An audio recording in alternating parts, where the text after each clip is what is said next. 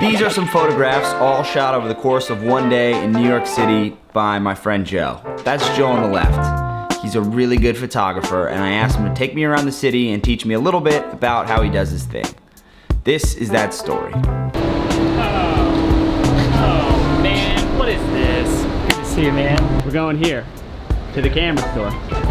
Okay, today's mission, very simple. We're gonna get a camera, it's raining. We're hoping for no rain. We're gonna get a film camera, and Joe's gonna teach me how to shoot it because he's an expert. Let's not get crazy. He's really good. Look at some of his pictures. What's up, brother? You seen a minute, John? I'm getting a camera. There's a lot of stuff here. I'm already feeling overwhelmed. I take a roll of Porsche 800, 35mm. And I just roll it, literally close it. All right. Boom. Locked and loaded. I'm kind of nervous. I gotta start taking pictures here. You're gonna kill it. But I'm worried about just taking some bad. One word of advice, just don't screw up. Don't screw up, that's it. Such a great place to people watch. Come take photos. Look, I got this guy here, he's taking it. That guy just stretching right there. Just taking a nap, man. Just taking a nap. I started photography because I downloaded Instagram in 2011 and it radically changed my life. I was going to college for something not about photography, and then I downloaded the app and it radically changed my life. And now you're a professional photographer. It's weird, man.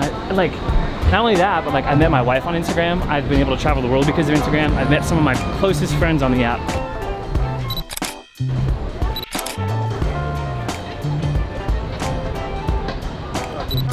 Three tips for someone who wants to get started in photography. Man, I would say one, we were just talking about this, you gotta jump, you gotta start taking photos. Two, doesn't matter what camera. You know, people always say that, that's kind of trendy to say, but it's sincerely the truth. Three, shoot what you love.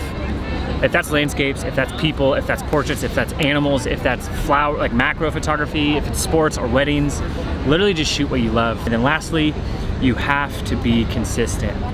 Like, you can't like jump into it and want to get better if you're shooting once a week, twice a month. Like, you've got to try to be shooting every day. I'm gonna take this. Now that I got my film camera, I'm gonna be, just wait and see. There's gonna be a lot more photography for me. It's not that harsh midday sunlight. Window light, reflected window light. Soft. Right there. Oh, wow. I love this light. That's where it's coming from. It's like my favorite kind of light to shoot. So if you ever like want to do portraits, little tip, and you see this reflected window light, it's very diffused, it's very soft, makes for like incredible tones on like someone's like skin tone. Sometimes when I go out and I shoot with friends, like we'll be in the middle of a conversation just like going at it, and I'll just see something and just like cut out of the middle, and like it's a mutual understanding. They know that like I'm always looking, even when I don't have my camera, I'm always looking through my viewfinder. I'm always seeing things in a frame, and then that's another tip. It's an extra tip for you guys. Number 5 is like, if you're out and you don't have your camera on you, just like think about photos you would take. That helps you kind of just, I don't know, so when you are on the streets, you're able to... You're mentally prepared. Dude, it's like, it's a really good, healthy process to be in as a photographer. About to be in Times Square right now. The mecca of street photography. That's it, man. So many good things to shoot.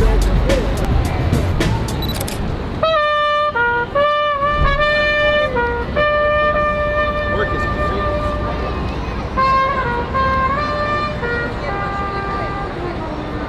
One big thing about photography is just finding unique patches of light and then just staying there.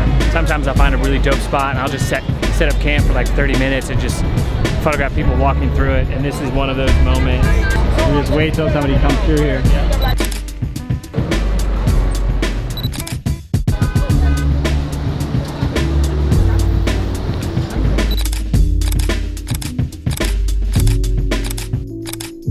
That's it, no more photos. That's it, man.